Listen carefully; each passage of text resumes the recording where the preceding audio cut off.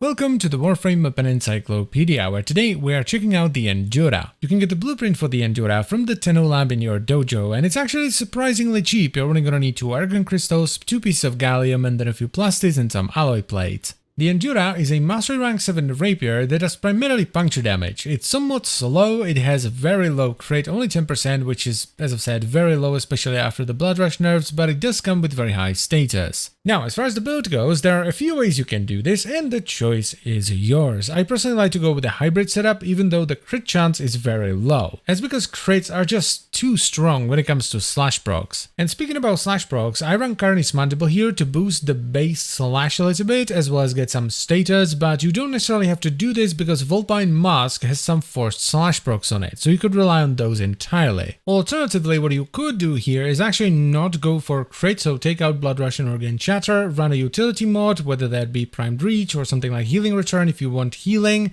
and then run Busco to boost the base slash even higher. Now, as far as the damage goes, it's solid enough to take you through pretty much the entire star chart and do sorties, but for Steel Path, I find it to be a little bit too low, and that's mainly because the crit is just not high enough. Plus, the rate at which you proc slash isn't super high either. So while you can do some early Steel Path stuff, I wouldn't really recommend it. And that's kind of a problem because rapiers in general are focused more around single target damage, so they don't have a ton of cleave. And you know, if you don't have a ton of cleave and the single target is somewhat mediocre, then you know, the weapon overall is going to be pretty mediocre. It's not terrible, it's just not great. So the Endura is unfortunately the worst rapier in the game. You're much better off picking up any of the other rapiers or building your own rapier as a Zol. The one thing the Endura does have going for it though is that it is pretty simple to get. It's not expensive and you just pick it up from the Tenno lab in your dojo. So if you're in a clan and you have it researched, you can pick it up right away. Whereas with the Destreza, you need to have Nitian extract, the Destreza Prime can be vaulted, and building a Zol is generally much more complicated and time consuming than picking a blueprint up from the Tenno lab. The low crit just kills it because even if you go for a heavy attack setup, which on rapiers is pretty good because they have forced slash procs on heavy attacks, it's gonna be fairly unreliable once again due to that low crit. So what it ends up being is just a status based weapon that does primarily puncture with a few forced slash procs on the stats, and that's just not great. So this is one of the weapons that I'm just not going to recommend. The only time I would recommend you pick it up is if you really want to try out a rapier and you can't build a Zol and you can't get the Destreza or the Destreza Prime. Or if you have a really juicy Riven, I suppose, because the Endura does have very high Riven disposition, so you could potentially fix the crit a little bit with a juicy crit Riven. And that is pretty much all there is to say about the Endura, so I thank you very much for watching. As always guys, I hope you've enjoyed the video and found it at least a little bit helpful,